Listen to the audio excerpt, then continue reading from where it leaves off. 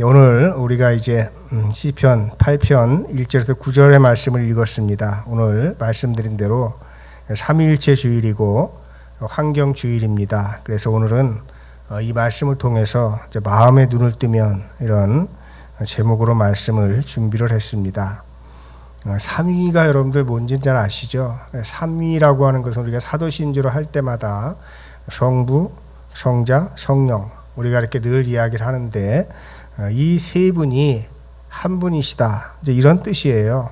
그러니까 이게 좀 어려운 말이긴 한데 이게 무슨 말이냐면 우리가 하나님을 표현하는 방식이 여러 가지가 있는데 우리가 하나님을 이야기할 때 성부로도 하나님이라고 이렇게 표현할 때가 있고 또 성자로도 표현을 하고 또 성령으로도 표현을 하는 거죠. 그런데 그 하나님은 표현의 방식은 다르지만 한 분이신 하나님이시다. 이런 뜻이죠. 그리고 우리가 그가 내 안에 계신다 이렇게 고백을 할 때에 내 안에 계시는 하나님과 그리고 여러분 안에 계시는 하나님이 그 다른 하나님이 아니고 같은 하나님이시다 하는 이런 뜻이 되겠습니다. 그래서 우리 특별히 우리가 6월 첫째 주일이 되면 저희가 환경주일로 지키는데 우리가 잘 생각을 해야 돼요. 환경주일은 단순히 우리가 자연보호합시다. 우리 교회에서 이런 일들을 하기 위해서 환경주의를 지키는 것이 아닙니다. 그것이 아니고 하나님의 창조는 지금도 지속되고 있고 우리는 창조의 동역자로 부름을 받았고 하나님께서는 창조하신 그 세계를 통해서 우리에게 메시지를 주시는데 그 메시지를 우리가 어떻게 들을 것인가 이걸 우리가 되새겨보는 주일이 바로 환경주일이 되겠습니다. 오늘 어려운 이야기들이 될지도 모르겠는데 제가 최대한 쉽게 말씀을 드리고자 합니다.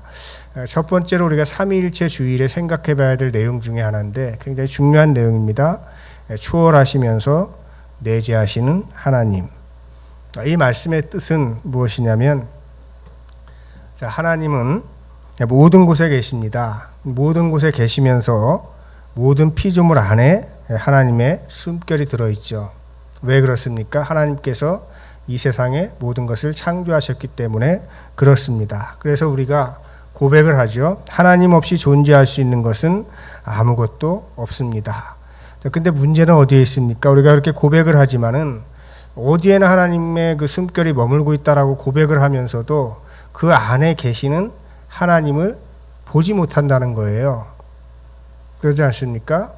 내 안에도 하나님이 계시고 여러분 안에도 하나님이 계시다고 우리가 이야기를 하면서도 내 안에 계시는 하나님 또 이웃에게 있는 그 하나님을 보지 못할 뿐만 아니라 심지어는 저 자연 피조물 속에도 하나님이 계시다고 이야기하면서도 그 안에 계시는 하나님을 알지 못한다고 하는 것이죠. 그러나 우리가 그분을 인식을 하든 못하든 하나님께서는 현존하고 계시다고 하는 사실입니다. 그리고 하나님은 우리가 다 말로 표현할 수 없는 분이시죠. 우리가 말로 다 하나님이 이런 분이시다 이렇게 우리가 개념화시킬 수 있다면 그분은 하나님일 수가 없는 것이죠. 그래서 우리 하나님께서는 말로 다 표현할 수 없는 분이시지만은 우리 하나님께서는 바로 여기에 계시고 또 내 안에 계신다 이렇게 이야기를 우리가 하는데 그것을 우리가 초월하시면서 내재하시는 하나님이다 이렇게 그 표현을 하는 것입니다. 그래서 우리가 초월하시는 하나님만 강조를 하거나 혹은 현존하시는 하나님만 강조를 하게 되면 그 신앙은 균형을 잃어버릴 수밖에 없는 것이죠. 우리는 여러분들 하나님을 어디에서 우리가 경험할 수 있습니까? 우리는 하나님을 우리의 현실에서만 경험할 수가 있어요. 그렇죠? 내가 살아있는 동안에만 하나님을 경험할 수밖에 없는 것이죠. 그런 점에서 하나님께서는 여기에 현존하고 계신다 이렇게 이야기를 하는 것이죠. 그런데 중요한 것이 있습니다. 하나님의 현존을 우리가 깨닫게 되고 하나님을 만나서 하나님을 체험하게 되면 그 다음부터는 어떻게 되냐면 그 사람의 삶이 달라져요. 어떻게 달라지냐면 이 땅이 추구하는 것이 전부가 아니라고 하는 것을 알게 되면서 뭘 추구하게 되냐면 이제는 하늘의 것을 추구하는 삶의 변화를 가져오는 거죠. 그런 점에서 우리가 초월한다라고 이야기하는 겁니다. 그래서 우리는 이 땅에서 하나님을 만나지만 그 현존하시는 하나님을 만남을 통해서 우리는 하늘이라고 하는 하늘의 것이라고 하는 초월한 것 이것을 추구하게 되는 것입니다. 그래서 우리는 초월하시면서 또 내재하시는 하나님이시고 우리의 신앙도 초월하면서 내재하는 신앙을 동시에 가지고 있어야 된다. 이렇게 우리가 고백을 하는 것입니다. 자, 이 일을 위해서 하나님께서는 우리에게 편지를 쓰셨어요. 어떤 편지를 쓰셨냐? 바로 자연이라고 하는 편지를 우리에게 보내주신 것이죠. 자, 오늘 우리가 읽은 시편의 말씀을 보면 하나님의 신비는 온 우주에 충만하고 존재하는 모든 것에는 하나님의 숨결과 손길이 내재해 있다. 이렇게 고백을 하죠. 창세기의 말씀을 보면 하나님께서 이 세상 만물을 창조하신 후에 명령을 하셔요. 뭐라고 명령하시냐면 살아가라. 이렇게 명령을 하시죠. 자, 살아가라고 하는 명령이 명사형으로 뭡니까? 생명이에요. 생명, 살생. 그리고 명령하다. 그러니까 살아가라고 명령하신 것이죠. 그것이 바로 생명입니다. 그래서 우리는 일상에서 만나는 모든 것들, 생명이 있는 것들을 통해서 그 모든 것들이 다 하나님의 편지다. 하나님의 메신저다. 이렇게 그 인식할 필요가 있다라고 하는 것이죠. 그래서 우리가 일상에서 만나는 모든 것은 하나님의 편지다. 어떤 사물이나 또는 대상뿐만 아니라 사건도 역시 하나님의 편지라고 하는 것이죠. 그래서 하나님의 편지는 작은 들꽃 한 송일 수도 있고 사건일 수도 있고 자연현상일 수도 있고 또 어떤 사람일 수도 있는 것이죠. 그러므로 우리가 뭔가를 보고 경탄하고 감탄하고 그리고 그것을 보면서 저것이 바로 하나님의 편지였구나. 이런 깨달음을 얻는 순간 그 순간을 우리가 뭐라고 이야기하냐면 마음의 눈이 띄었다. 이렇게 우리가 이야기를 하는 겁니다. 그래서 요즘에 이제 오강남 교수라고 하는 분은 아하이즘이라고 하는 이러한 그 사상을 만들어서 설파를 하고 있는데 그 내용이 뭐냐면은 자, 우리가 종교라고 하는 것은 아하라고 하는 이 깨달음에 이르게 하는 것이 그 종교고 우리가 그런 깨달음과 놀람과 감탄이 없이는 종교의 깊은 시면으로 들어갈 수 없다. 이것을 이제 밝히고 있는 것이죠. 자, 구상시인이라고 하는 분이 있습니다. 그분의 시가 중에서 유명한 시가 하나가 있는데 그 마음의 눈을 뜨니라고 하는 시입니다. 그 시 전문은 주보 뒤편에 실려 있고요. 제가 오늘 그 시 중에서 일부만 제가 읽어드리면 이런 내용입니다. 달라진 것이라고는 하나도 없는 이제까지 그 모습 그대로의 만물이 그 실용적인 이름에서 벗어나 저마다 총총한 별처럼 빛나서 새롭고 신기하고 오묘하기 그지없다. 무심히 보아오던 마당의 나무, 넘보듯 스치던 잔디의 풀, 아니 발길의 차이는 조약돌 하나까지 한량없는 감동과 감격을 자아낸다. 시인이 이렇게 된 이유는 어디에 있냐면 실용적인 이름에서 벗어났다라고 하는 것입니다. 실용이라고 하는 것이 무엇입니까? 자기의 이익하고 관계가 되는 거예요. 내가 경제적으로 내가 저것을 갖다가 대했을 때, 만났을 때 내가 이익을 볼 것인가 아니면 손해를 볼 것인가, 저게 나에게 얼만큼 유익한 것인가 아닌가, 이걸 가치의 기준으로 두고 그걸 바라봤을 때는 아무것도 보이질 않았는데 그걸 다 벗어버리고 나니까 모든 것이 다 신비롭게 보인다라고 하는 것이죠. 그 실용적인 가치라고 하는 것을 갖다가 딱 눈에서 띄어내고서 만물을 받아보니까, 마음의 눈을 떠보니까 모든 것들이 다 새롭고 신비하고 오묘하고 한량없는 감동과 감격을 자아낸다. 이런 고백을 하고 있는 것이죠. 이 구상시인이 이 시를 언제 썼냐면은 고희가 지나고 나서 구상시인이 큰 아픔을 당합니다. 아내가 죽었어요. 그 다음에 장남이 사망을 합니다. 그리고 또 장남이 사망을 했는데 엎친 데 겹친 격으로 자기도 두 번의 교통사고를 당하면서 생사를 넘나드는 그런 경험을 하게 되는 것이죠. 그리고 나서 이제 팔순에 들어서 신앙시를 쓰기 시작을 했어요. 가톨릭 신자인데 신앙시를 쓰기 시작을 했는데 그 이후에 쓴 시들이 다 명작이 되었던 것이죠. 그래서 마음의 눈을 뜬이라고 하는 시도 그 중에 하나라고 하는 것이죠. 그리고 이제 지금도 생존해 계시는 분이 한 분 계신데 1938년생 황동규 시인입니다. 이분도 제가 굉장히 좋아하는데 그분은 매년 80이 넘으면서부터는 유고 시집이라고 생각하고 시집을 내는 거예요. 그러면서 이번이 내 생의 마지막 시집이 될 것입니다. 그러면서 내기 시작했는데 아마 올해도 또 나올 겁니다. 그래서 계속 이렇게 그 유고집이라고 생각하고 시집을 내는데 그분이 하는 얘기가 있어요. 자기가 삶의 본질을 언제부터 보기 시작했냐면 팔순이 넘으니까 그때서부터 비로소 보이기 시작했다라고 하는 것이에요. 저는 이 말이 맞다고 생각을 해요. 우리가 20대 때도 내가 이 세상 모든 걸 다 안다고 생각하죠? 그러지 않습니까? 저도 20대 때 세상의 모든 것을 다 통달했다고 생각을 했어요. 근데 아니더라고요. 또 30대 때 마찬가지 아닙니까? 40대도 그렇고 50대도 그렇고 다 그때 안다고 생각했는데 그렇지 않더라고요. 저도 이제 60이 돼 보니까 50대 다 안다고 생각했는데 다 몰라요. 분명히 그러겠죠. 제가 70까지 산다면 60대 내가 안다고 생각했던 게 참 아무것도 모르는 것이었구나. 그러다가 혹시 또 제가 80을 살게 된다면 또 생각하겠죠. 내가 70대에 안다고 생각했던 것이 다 헛것이구나. 100세 시대가 됐으니까 100살 살면 또 더 깨달음이 있을까요? 제가 100살까지는 기대하지 않지만 그런 겁니다. 8순이 넘어서니까 비로소 사물의 본질이 보이기 시작했다.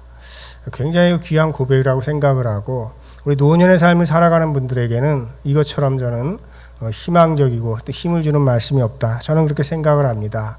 그분의 시집에 오늘 하루만이라고 하는 이런 시집이 있는데 그 중에서 오늘 하루만이라고 하는 그 시에는 이런 내용들이 있습니다. 제가 그냥 줄인 겁니다. 그 시인이 이제 어느 가을날 이런 그 고백을 합니다. 은행잎들이 날고 있다. 또 하나의 가을이 가고 있군. 은행잎 할 때 누가 검푸른 잎을 떠올리겠는가. 나뭇잎은 대개 떨어지기 직전 결사적으로 아름답다. 그래, 그나나나 다 떨어지기 직전에 나뭇잎들. 여러분들 어떻습니까? 우리가 은행잎이 언제 제일 예뻐요? 네, 노랄 때 예쁘죠? 네, 물론 이제 실록에 막 하는 그 은행잎도 예쁘긴 하지만 대부분 은행잎 그럼 우리가 노란 은행잎을 떠올리게 되잖아요. 시인이 지금 자기가 마치 막 떨어지는 그런 은행잎과 같다고 하는 그런 생각을 하면서 이제 나도 이제 곧 돌아갈 때가 됐구나. 그런 생각을 하면서 이제 지쳐가지고 이렇게 그런 생각을 하면서 쓸쓸하게 걷고 있는데 자기보다 한 10년은 더 연배가 들어 보이는 그런 노인이 그 아파트 단지 안에 이렇게 산책을 하고 있는 콧노래를 부르면서 그걸 보면서 이 시를 쓴 겁니다. 그러면서 이분이 아파트 8층에 사는데 그분이 한 계단 한 계단에 엘리베이터를 안 타고 흥얼흥얼 노래를 부르면서 올라가는 거예요. 그래서 올라가다 힘들면 쉬었다 올라가면 되고, 자 그렇게 하면서 흥얼흥얼 노래를 부르면서 8층 아파트를 계단을 쉬엄쉬엄 올라가던 이러한 경험을 시로 표현한 것이 바로 오늘 하루만이라도 하는 이런 시의 제목입니다. 얼마나 많은 이런 감동을 줍니까? 그래서 저는 우리가 노년의 아름다움, 이것은 바로 이런 깊은 그 사물의 본질을 볼 수 있는 데서도 오게 된다라고 하는 것을 기억하시기 바랍니다. 그래서 우리 오늘 함께 예배 드리시는 분들 중에서 내가 노년의 삶을 살아가고 있다. 이제 80 넘었다. 다 끝났다가 아니고 지금부터 내가 이제는 마음의 눈을 떠서 하나님의 그 신비한 세계도 또 하나님께서 우리에게 들려주시는 말씀도 이 세상도 내가 이제 본질을 보기 시작하는 정말 아름다운 나이다. 이런 자부심을 가지고 살아가시길 바랍니다. 자, 기적의 의미가 무엇입니까? 제가 노년을 정말 품위 있게 살아가는 그러한 분들을 이렇게 보게 되면 한결같이 어떤 분들이냐면 마음의 눈을 뜬 분들입니다. 우리가 살아가고 있는 시대는 어떻습니까? 나만 잘 되면 그만이고 나만 잘 된다면 이웃이야 어찌되든 상관없다. 이런 생각을 하는 것이 진실이다. 이렇게 호도하는 그러한 세상 아닙니까? 그래서 많은 사람들이 그런 생각해요. 파우스트 박사처럼 메피스토텔레스에게 자기의 영혼을 팔아서라도 그냥 유명해지고 싶은 것이죠. 그리고 이제 기독교인들 중에서는 어떤 사람들이 있냐면 광야에서 유혹자의 3가지 유혹을 물리친 예수님을 따른다고 하면서도 왜 나는 그런 유혹이 나에게는 주어지지 않지? 단 한 번만이라도 나에게 그런 유혹을 한다면은 내가 넙죽 그냥 받을 텐데 이런 생각하는 사람들도 있다라고 하는 것입니다. 그래서 부와 명예를 얻기 위해서라면 무엇이든지 다 할 수 있다. 이런 시대에 눈이 멀면 어떻게 되겠습니까? 봐야 할 걸 보지 못하고요. 들어야 할 걸 듣지 못하고 또 우리가 깨닫지 못하게 되는 겁니다. 우리가 예수님께서 베푸신 기적을 우리가 많이 이야기를 합니다. 예수님께서 베푸신 기적 중에서 눈먼 자가 눈을 뜨고 또 언어 장애를 가진 사람들이 말을 하고 걷지 못하던 자들이 걷고 또 팔이 굽은 자들의 팔이 펴지는 이런 기적이 단지 그 육체적인 이러한 치유의 기적만을 이야기하는 것인가? 그게 아니라고 하는 것이죠. 자, 바로 이런 기적들의 이야기를 그냥 육체적인 치유, 신유의 기적 여기에만 딱 가둬두면은 하나님의 말씀을 가둬두는 것과 다르지 않은 것입니다. 그 기적의 이야기는 여러 가지 상징적인 의미들을 가지고 있다라고 하는 것이죠. 자, 여러분들은 왜 예수님을 믿습니까? 우리가 예수님을 믿는 이유가 그냥 편안하고 예수님을 믿으면 좀 편안해지고 예수님을 믿으면 좀 넉넉해지지 않을까? 또 예수님을 믿으면 또 내 성공하는데 좀 도움이 되지 않을까? 아니면 내가 죽어서 천국에 갈 수 있으니까 예수님을 믿는가? 여러분들 그게 여러분들 전부입니까? 그게 전부면 우리의 신앙은 아직까지 초보 신앙에 불과한 것입니다. 우리는 부름받은 사람들입니다. 자, 무엇을 위해서 우리가 부름을 받았습니까? 하늘의 일을 위해서 부름을 받았다고 하는 것이죠. 왜 그렇습니까? 하나님의 창조는 지금도 계속되고 있고 하나님께서는 그 창조의 사역을 계속하시기 때문에 지금도 누굴 부르고 계시냐면 동역자를 부르고 계신 것이죠. 그래서 우리가 예수님을 믿는다라고 하는 것은 나 혼자 잘 먹고 잘 살겠다. 이런 것을 넘어서서 그것도 중요하지만 그걸 넘어서서 내가 이제부터는 하늘의 일을 하는 사람으로 살아가기 위해서 창조의 동역자로 부름받았다라고 하는 것을 우리가 기억을 해야 되는 것입니다. 우리가 창세기에 보면 에덴 동산을 창설하시고 아담에게 뭘 하라고 하셔요? 동물들의 이름도 붙여주라고 하시고 또 그 동산을 가꾸라고 하시잖아. 이건 뭐냐면 하나님께서 창조의 동역자로 아담을 불러주셨다고 하는 이야기입니다. 그리고 오늘 우리가 읽은 시편의 말씀에도 역시 마찬가지죠. 6절의 말씀을 보면 함께 읽어보겠습니다. 뭐라고 말씀하셨어요? 자, 주의 손으로 만드신 모든 것을 주께서는 사람이 다스리게 하시고 모든 것을 그의 발 아래 복종하게 하셨습니다. 사람이 다스리게 하시고 이게 무슨 말씀입니까? 하나님께서 창조하신 세상을 창조의 동역자로 우리들을 불러주셔서 그것들을 다스리라 이렇게 말씀을 하신 것이죠. 오늘 시편의 말씀 우리가 묵상을 해보면 그렇습니다.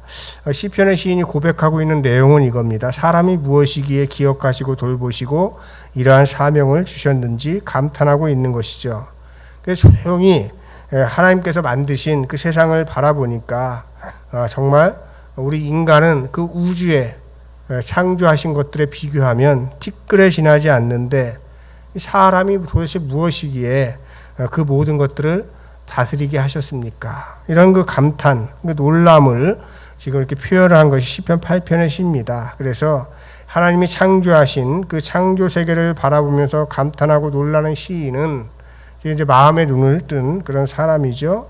마음의 눈을 떠보니까 온 세상에 충만한 하나님의 위엄이 보이고 또 신비로운 자연이 보이고 그 속에서도 티끌 같은 인간을 사랑하시는 하나님의 사랑이 보였던 겁니다. 그래서 오경이라고 하는 분이 시편 8편을 주의하면서 정관이라고 이것을 표현했어요. 정관이라고 하는 것은 그냥 그 말 그대로 맑게 바라보기, 뭐 이렇게 그 해석을 할 수도 있고, 혹은 고요하게 바라보기라고도 할 수가 있습니다. 그래서 맑은 눈으로 세상을 바라보니까 이 티끌 같은 존재인 나를 하나님께서 왜 이렇게 그 사랑해 주시는지 정말 놀랄고 경탄할 수밖에 없다. 이런 고백을 지금 하고 있는 것이죠. 네, 그래서 오경은 시편 8편 1절을 이렇게 해석을 했어요.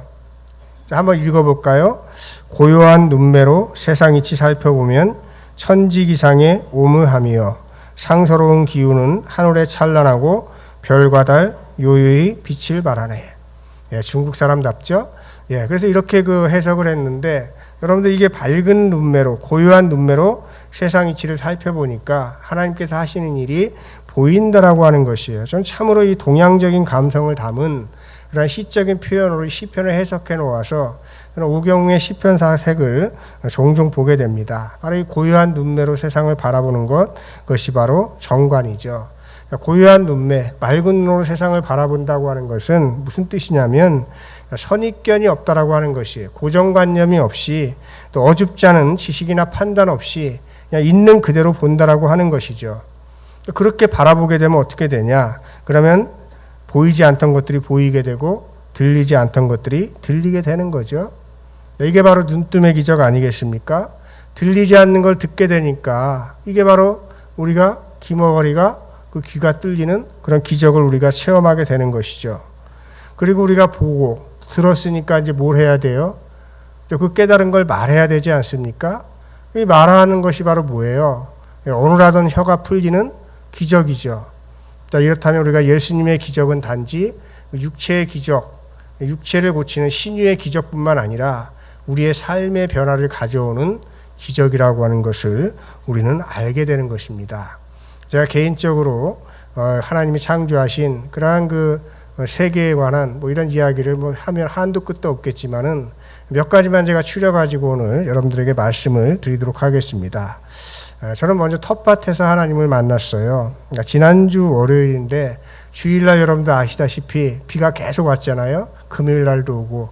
그러다 보니까 땅이 굉장히 부드러웠죠. 제가 텃밭을 보니까 갱이밥이 뭔지는 아시죠? 그냥 가득 찬 거예요, 텃밭에. 그걸 보면서 제가 보니까 이렇게 뽑아보니까 전날 그 비가 왔잖아요. 그 땅이 촉촉해가지고 쑥쑥 잘 뽑히는 거예요. 그래서 잡초 뽑기에 안성맞춤인 날이구나. 그래가지고 갱이밥을 뽑는데 그걸 뽑으면서 여러 가지 생각들이 듭니다. 조금만 좀 적당히 자라줬으면 갱이밥도 노란 꽃을 피니까 예쁘잖아요. 좀 적당하게 자라줬으면 내가 이걸 뽑지 않고 그냥 뒀을 텐데 이 밭을 점령하다시피 하니까 어떻게 됩니까? 그냥 그걸 뽑을 수밖에 없는 것이죠. 그런 생각도 한편으로 들고 또 한편으로는 저 잡초는 내가 심지도 않았는데 저렇게 잘 자라는데 내가 먹으려고 심은 채소는 왜 저렇게 비실비실하냐. 그걸 보면서 뭐가 생겨요? 꼭 내 마음을 보는 것 같다. 이런 그 생각들이 들기도 합니다. 또 잡초를 뽑아낸 만큼 깨끗해진 밭을 보니까 뭐가 상상이 돼요? 이전보다는 채소들이 더 실하게 자라겠구나. 이런 생각을 하니까 또 기쁘기도 합니다. 또 뽑고 하지만은 결국 잡초는 어떻게 되겠어요? 또 나오겠죠. 그런 생각을 하면서 회개도 역시 마찬가지구나. 우리가 회개하면서 하나님 앞에 내 죄를 용서해 주십시오. 다시는 그런 죄를 짓지 않겠습니다라고 우리가 기도하지만 또 돌아서서 우리는 어떨 수밖에 없는 존재예요. 또 죄를 지을 수밖에 없는 그런 존재입니다. 그렇다고 우리가 회개를 안 합니까?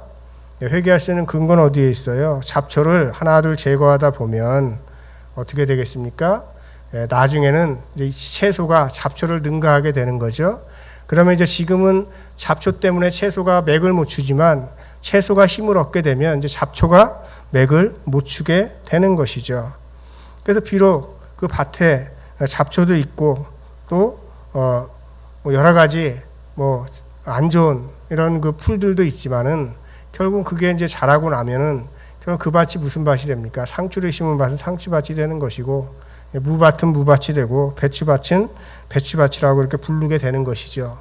그래서 우리 믿는 사람들도 저는 그렇다고 생각을 해요. 우리 하나님을 믿는 사람들 가운데도 여전히 잡초 같은 그러한 죄들이 있겠죠. 그러나 하나님이 보실 때에는 그래 너에게도 문제가 있고 죄도 있고 잘못된 것들도 있지만 내가 너를 보니까 결국은 누구예요? 하나님의 자녀다. 이렇게 인정을 해주시는 거 아니겠습니까?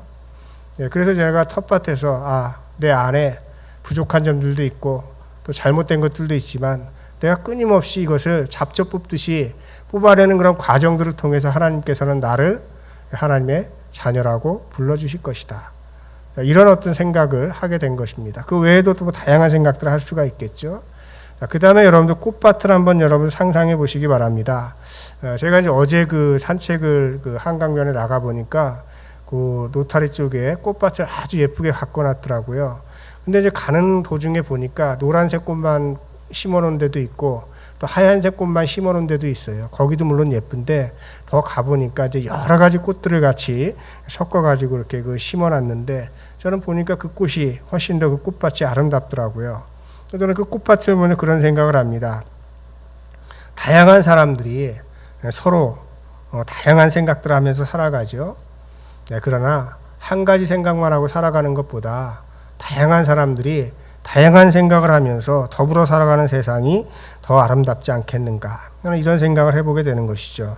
그리고 꽃밭을 가만히 들여다보면 아무리 잘 가꾼 꽃밭이라고 해도 잡초도 있고 또 상한 꽃도 있고 심지어는 썩은 가지도 있고 시든 가지도 있고 벌레도 있다라고 하는 사실이죠. 그래서 꽃밭이 아름다운 것은 아름다운 것만 있어서 아름다운 것이 아니라 그 모든 것들 다 포용하니까 아름다운 거 아니겠습니까? 이것이 꽃밭의 매력이잖아요. 그걸 보면서 우리 사회에서도 다양한 생각들을 하면서 살아가는 사람이 있고 나와 다른 사람들이 있는데 그 사람들과 함께 더불어서 살아가는 것이 바로 우리 하나님께서 원하시는 것이다. 그것이 바로 이 꽃밭을 통해서 하나님께서 우리들에게 주시는 편지고 메시지다. 이런 생각 여러분들 하실 수 있겠죠. 그다음에 저는 이제 바다에서도 많은 생각들을 하는데 바다에 서면 이제 특별히 그런 생각들을 합니다. 바다는 세상에 가장 낮은 곳에 있잖아요. 그러니까 이제 모든 물들이 글로 다 몰려들지 않습니까? 그러니까 일단은 섬김이라고 하는 것이 무엇일까? 이걸 먼저 생각하지 않을 수가 없죠. 자, 그런데 바다를 여러분들 보시면 가장 세상에 낮은 곳에 있음에도 불구하고 저 끝에는 뭐하고 맞닿아 있어요? 가장 높은 하늘하고 또 맞닿아 있는 거 아닙니까? 그래서 낮아지는 것이 바로 높아지는 것이구나. 이런 생각을 거기서 하게 되는 것이고, 또 한편으로 바다는 가장 낮은 곳에 있는데 깨끗한 물만 받아들입니까? 더러운 물이 와도 그걸 또 받아들이는 거예요. 그런데 바닷물이 그걸 받아들여서 썩습니까? 썩지 않고 그것을 깨끗하게 하죠. 그러면서 제가 이 모든 것들을 내 좋은 것만 받아들이는 것이 아니라 때로는 내가 싫은 것조차도 포용해야 된다고 하는 이러한 마음을 갖게 되는 것이죠. 그리고 태풍이 오게 되면 어떻게 됩니까? 저 밑바닥까지 다 뒤집어지거든요, 바다가. 태풍이 오고 나서 그 다음날 가면 바다가 별로 깨끗하진 않아요. 왜 그러냐면 밑에 있는 부유물들이 다 떠올라가지고 그렇습니다. 그런데 그래서 어떻게 됩니까? 결국은 바다가 깨끗해진다라고 하는 것이죠. 그래서 삶의 고난이라고 하는 것이 이런 의미가 있겠구나. 이런 것들을 생각해 보게 되는 것이죠. 또 하나는 바닷물을 수영하다 먹어보면 되게 써요. 소금이 엄청나게 많은가 보다 이렇게 생각하기 쉬운데 소금의 농도가 3.5%밖에 안 됩니다. 3.5%. 그걸 생각을 하면서 그런 생각하는 거예요. 3.5%의 제대로 된 신앙인과 3.5%의 제대로 된 교인만 있으면 그러면 되는 거 아닌가. 이런 생각을 할 때가 있어요. 그래서 우리가 기독교인들과 우리 현실을 바라보면 어저께도 뉴스 TV에 나오는 거 보니까 차마 눈 뜨고 못 보겠더라고요. 저게 목사고 저게 교회인가. 그래서 저런 또 같이 또 도매급으로 넘어가는 이런 교회 목사 이름이 너무나 창피하고 화가 나는데 그러면서도 그런 생각을 하는 거죠. 나는 3.5%의 그 목사, 3.5%의 신앙이 내가 되면 되는 거지. 그리고 우리 한남교회가 3.5%의 교회가 되면 되는 거지. 자, 이런 생각을 하면서 기도하게 되는 것이죠. 그리고 장엄한 일출과 일몰을 보면서 똑같잖아요. 뭐가 일출이고 뭐가 일몰인지 구분이 잘 안 가죠. 그래서 이제 그걸 보면서도 처음처럼도 아름답지만 또 마지막처럼도 이렇게 아름다운 것이구나. 그러니까 처음처럼 마지막처럼 아름답게 살아야 되겠다. 이런 생각들을 하게 되는 것입니다. 또 어느 곳에서나 마찬가지죠. 그래서 하나님께서 우리들에게 그런 모든 자연을 통해서 만나는 사건들을 통해서 우리들에게 편지를 쓰고 계신다라고 하는 것입니다. 자, 말씀을 정리하겠습니다. 우리는 자연에 비교하면 티끌에 지나지 않는 존재입니다. 그럼에도 불구하고 하나님께서는 우리에게 자연을 다스리는 권세를 주셨어요. 이 다스리는 권세를 주셨다고 하는 것은 우리의 이익을 위해서 자연을 함부로 대해도 된다. 이런 이야기가 아닙니다. 사실 그동안 서구신학은 다스리라는 말씀을 오용해서 자연을 함부로 대하는 것에 대해서 면죄부를 줬어요. 그 결과 어떻게 됐습니까? 지구온난화와 기후변화를 맞이하고 있는 것이죠. 우리는 이제라도 지구온난화와 기후변화가 주는 하나님의 편지를 읽어야 돼요. 그래서 우리는 이제부터는 어떤 삶을 살아야 할 것인가. 그래서 우리가 돌이켜서 제 길을 가는 것이죠. 우리가 돌이켜서 제 길을 가는 것이 뭡니까? 그게 바로 회개예요. 근데 우리가 정말 회개하려면 어떻게 해야 됩니까? 마음의 눈을 떠야 된다라고 하는 것이죠. 자, 어떻게 마음의 눈을 뜹니까? 자, 하나님께서는 오늘 우리에게 주신 말씀을 통해서 온 천하보다도 귀한 존재라고 말씀하셨어요. 그리고 그것을 사랑하시는 예수님을 보내주셔서 증명을 하셨습니다. 그리고 하나님께서는 우리를 하나님의 자녀라고 부르셨고 또 하나님은 우리 안에 거하실 뿐만 아니라 우리가 그 안에 거하시기를 바라는 것이죠. 이런 모든 것들을 생각해 보면 사람이 무엇이기에 이렇게 사랑하시는지 우리는 다 알 수 없습니다. 그러나 분명한 것 한 가지는 우리가 사람이라면 그가 남성이든 여성이든 부자든 가난한 사람이든 죄인이든 아니든 그 누구든 사람이라면 하나님께서는 귀하게 여기신다고 하는 사실입니다. 그러니 우리는 또한 이웃과의 관계에서 여러분들 사람과의 관계에서 어떻게 여러분들 우리가 지내야 되겠습니까? 우리가 이것저것 내세워 가지고 너는 나하고 달라, 생각도 다르고 모두 다르고 정체성도 다르고 이렇게 해서 우리가 혐오하고 차별하는 일, 이건 이제 우리가 멈춰야 되지 않겠습니까? 그래야 우리가 그때 이제 비로소 우리가 정말 사람이 꽃보다 아름답구나 그렇게 이야기할 수가 있는 것이죠. 이런 마음들이 성령의 계절에 여러분들 마음속에 불같이 일어나서 마음의 눈을 뜨는 그러한 역사가 일어나는 귀한 계절이 되기를 바랍니다. 마음의 눈을 뜨는 일 늦지 않았어요. 제가 2시인 말씀드렸죠. 8순이 넘어가니까 겨우 눈이 뜨이기 시작했다. 마음의 눈을 뜨시는 그런 분들 되시고 또 80이 되기 전에 마음의 눈을 뜬다면 얼마나 여러분들도 그 삶이 멋지게 펼쳐지겠습니까? 오늘 이곳에 계신 모든 분들은 6월의 성령의 계절에 마음의 눈을 뜨는 축복을 받으시기를 주님의 이름으로 축원합니다. 우리 함께 기도하겠습니다. 창조주 하나님, 모든 생명이 가장 왕성하게 자라나는 여름의 길목에서 맞이하는 성령의 계절과 환경주일에 우리를 이 세상 그 무엇보다도 사랑하신다는 하나님의 음성을 들었습니다. 사람이 무엇이기에 이토록 사랑해 주시는지 우리가 알 수 없지만 하나님께서 사랑해 주시니 우리도 사랑하며 살아가길 원합니다. 하나님께서 사랑하시는 자신을, 이웃을 사랑하게 하시고 우주 만물을 맑은 눈으로 고요하게 바라보며 그들을 통해 주시는 하나님의 세미한 음성을 듣는 밝은 눈과 귀를 갖게 하옵소서. 예수님의 이름으로 기도하옵나이다. 아멘.